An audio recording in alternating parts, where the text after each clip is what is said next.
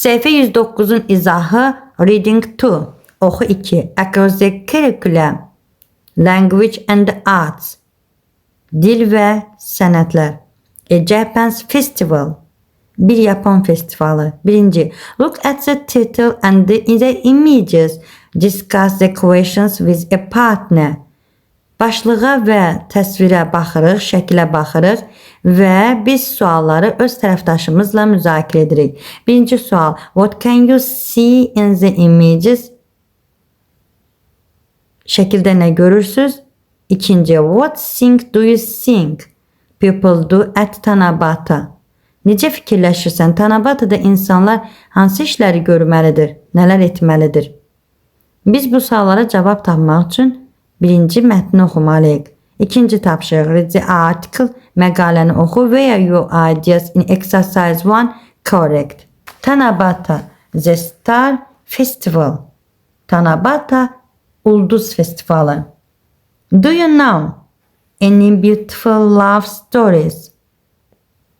Hər hansı gözəl sevgi hekayəsi bilirsinizmi? Well, the story I want to tell you is a really beautiful Japanese love story called Tanabata. Sizə danışmaq istədiyim hekayə Tanabata adlanan çox gözəl bir Yapon sevgi hekayəsidir. Originalı A Chinese legend Tanabata tells the love story of two stars. Əslən Çin əfsanəsi olan Tanabata iki ulduzun sevgi hekayəsindən bəhs edir. Orihime, the star Vega, made beautiful clothes for her father, the Sky King, but she was sad because she didn't have time to meet anyone.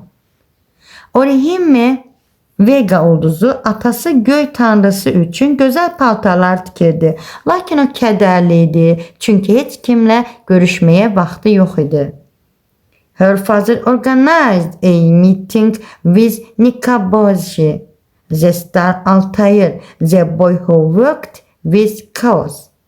Atası onun inəklərə baxan Nikaboshi Altay ulduzu adlı oğlanla görüşünü təşkil etdi. They were so in love that later Orihime stopped making clothes and Nikaboshi stopped looking after his cows.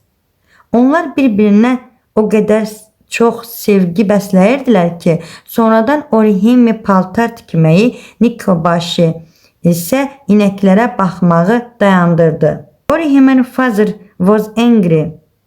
He said that couldn't live together and he ordered them to live on different sides of the river, the Milky Way.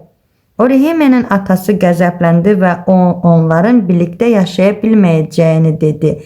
Onlara çayın süd yolu fərqli tərəflərində yaşamağı əmr etdi.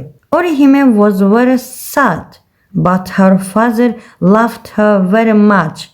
Orihime çox kədərli idi, lakin atası onu çox sevirdi. When Orihime started working again, he let them meet once a year on the 7th day of the 7th month. Orihime yenidən işləməyə başladı. Atası onlara ildə bir dəfə 7-ci ayın 7-ci günündə görüşməyə icazə verdi.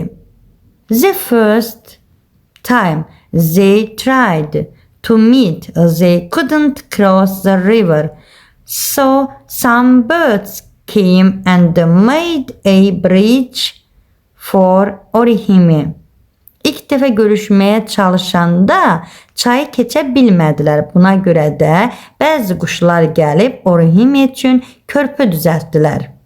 The legend said that when the sky isn't clear, the birds cannot come and the two stars cannot meet. Əfsanə deyir ki, səma aydın olmayanda quşlar gələ bilmir və iki ulduz görüşə bilmir. So Japanese people always wish for amazing weather on that day. Buna görə də Yaponlar həmin gün həmişə hava şəraitinin möhtəşəm olmasını arzulayırlar. To remember the great love of Orihime and Nikobashi, people in Japan celebrate Tanabata every year on 7th July. Orihime və Nikobashi'nin böyük sevgisini xatırlamaq üçün Yaponiyada insanlar hər il 7 iyulda Tanabata festivalını qeyd edir. They write wishes on small strips of colored paper called Tanzaki and hang them on bambi branches. Onlar Tanzaki adlanan kiçik rəngli kağız zolaqlarına arzularını yazır. Onları bambuk budaqlarından asırdılar. The decorated streets and the lovely parades, food stalls and fireworks make Tanabata an exciting festival all over Japan. Bəzədilmiş küçələr və canlı paradlar, yemək köşkləri və atəşfəşanlıq Tanabata'nı bütün Yaponiyada həyəcanlı bir festivala çevirir. Yaponiya boyu həyəcanlı bir festivala çevirir. Tapşırıq 1-də belə olacaqdır. What can you see in the images? Təsvirlərdə sən nə görürsən? The left image, you can see many colorful strips of paper and other decorations hanging from green bamboo branches. The right image, you can see a crowded street in Japan during the festival. There are very large hanging decoration and the people walking through the festival stalls. İkinci, what thing do you think people do at Tanabata? Based on the pictures, people gather in large groups to celebrate. They write their personal wishes on the colorful paper strips and tie them to bamboo trees. They walk through the streets to look at the massive decorations and likely eat food from the festival. Üçüncü tapşırıq. Read the article again and answer the question.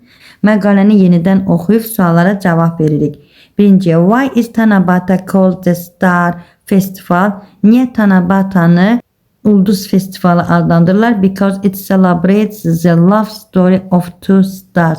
Çünki onlar iki ulduzun sevgi hekayesini qeyd edir. How did Orihime and Nikobashi first meet? Onlar ilk dəfə necə görüşürlər? Orihime's father, the Sky King, organized a meeting for them because Orihime was sad and didn't have time to meet anyone. Üçüncü, what happened after Orihime and Nikobashi first met? They fell in love immediately and got married. Dördüncü, why was Orihime's father angry? He was angry because they were so in love that Orihime stopped making clothes and Nikobashi stopped looking after his cows. 5. Why do Japan's people want good weather for Tanabata? Because if it is raining, the stars cannot meet across the river. 6. Why does Tanabata happen on 7 July? Because the skying allowed them to meet. 4. Tapşırık. Describe a legend that you like to a partner. Think about these questions. What is its origin? Is it connected to a local festival? When and where does the legend take place? Who are the main characters and what happens to each person? Onun əsli necədir? Hansı dövrdə və harada olmuşdur? Yəni bu əfsanə harada olmuşdur? Əsərin əsas qəhrəmanları kimdir və onlar sonunda nə ilə qarşılaşır? I want to tell you about the legend of Leyli and Mecnun. Sizə Leyli və Məcnun əfsanəsi haqqında danışmaq istəyirəm. It's a famous story in Azerbaijan. Bu Azərbaycanda məşhur bir hekayədir. Leyli and Mecnun fall in love at school, but their families say no. Leyli və Məcnun məktəbdə aşiq olurlar, lakin ailələri yox deyir. Mecnun goes to the desert because he is very sad.